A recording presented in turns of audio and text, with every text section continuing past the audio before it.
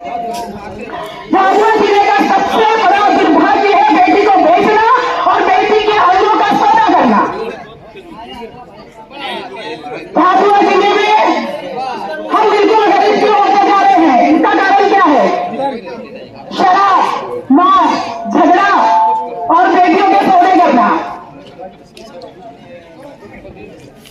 हम कर्ज लेकर हमारी खुशियां मनाते हैं, बिना करके तो हम कोई खुशी नहीं मना सकते।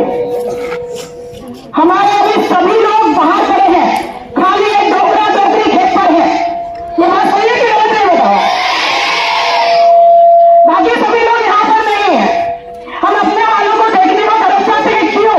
कर्ज, हमें कर्ज चुकाना है। हमें कैसे कर्ज लिया और 4-5 लाख रुपए धूमधाम दवा धुओं कर लिया, मकड़े काट लिए, डीजे बुला लिया, नाच लिया, कूदे फिर क्या करते हैं? वो हल्दी भरी लड़की को लेकर गाड़ियों में देखी मैंने लड़कियां, हल्दी भरा लड़का, हल्दी भरी लड़की, एक रात भी वो लोग चैन से अपनी जमीन में, अपने झोपड़े में नहीं रह पाते, अपने खेत में अपने लोगों के साथ नहीं रह पाते। क्यों? क्योंकि कर्ज चुकाने के लिए पोटला पोटली बांधकर हल्दी भरी लड़की, हाथों में मेहंदी। एक लड़की जब शादी होके जाती है, उसके बहुत सारे अरमान होते हैं, मेरे पति, मेरे ससुराल वाले, मेरे बच्चे के मुझे देखेंगे, पर परिवार वाले बहू को अच्छे से गांव वाले भी दुल्हन को नहीं देख पाते हैं। क्यों? क्योंकि हमने जो शादी में खर्च किया है उस कर्जे को हमें चुकाना है। फिर वो वहां पर जाकर हल्दी भरे बदन में काम करती है, सामने वाला कहता है 10 लाख लिया है, 12 लाख लिया है, तो तेरे बाप को पैसे देना है, बदन को काम कर।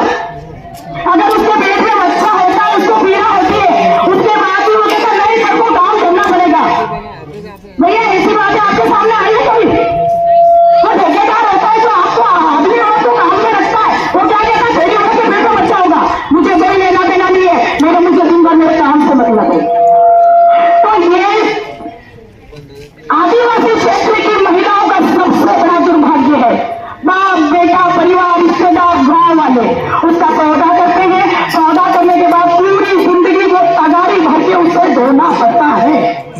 और हम गुजरात में काम करने जाते, महाराष्ट्र में काम करने जाते, भारत के नाना प्रकार के राज्यों में, भारत के कोने कोने में आदिवासी काम करता है। भारत के कोने कोने में आदिवासी है और वो खुद जमीन का मालिक होकर भी वहां गुलाम बन जाता है। क्यों? क्योंकि कर्ज हमारी गलत कुरीतियां, हमारी नीतियां। हम ऐसा ना करें, ये हमारे बहुत दुर्भाग्यपूर्ण है। जब हम बाहर गुजरात में काम करने जाते हैं तो क्या होता है पता है आपको? मैं बताती हूँ बेटा। कोई हमारी लड़कियों के बिहारी हाथ पकड़ता है, कोई पैर पकड़ता है, कोई उसकी छाती पे हाथ मारता है। ये परिवार वाले या गांव वाले देखने नहीं जाते जो लड़की का सौदा करते हैं, धंधा करते हैं, देखने जाते हैं। बहुत सारी लड़कियों को बिहारी लोग ले गए हैं, ना उन लड़कियों के पते चले हैं और ना उन लड़कियों का दहेज लेना है उनको। तो ये किसका दुर्भाग्य है? ये आदिवासी क्षेत्र के राजनीतिक दल, सारे राजनीतिक दल में 30 साल से झाबुआ जिले में हूँ और मैं 30 साल से इस संगठन को चला रही हूँ।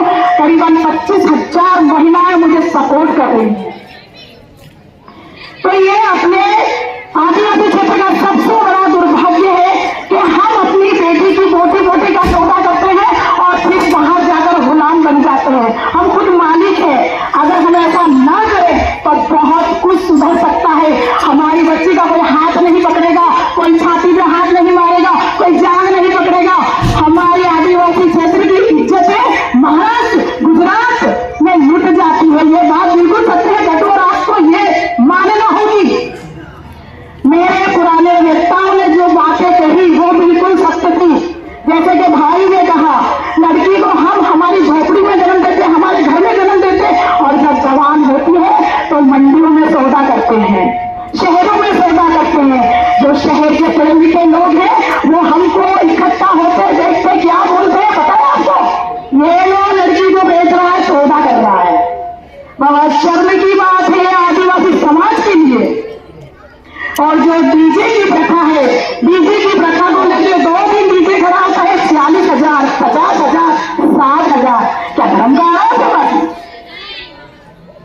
इतना पैसा खर्च होने के बावजूद भी हमारी जो रीति रिवाज है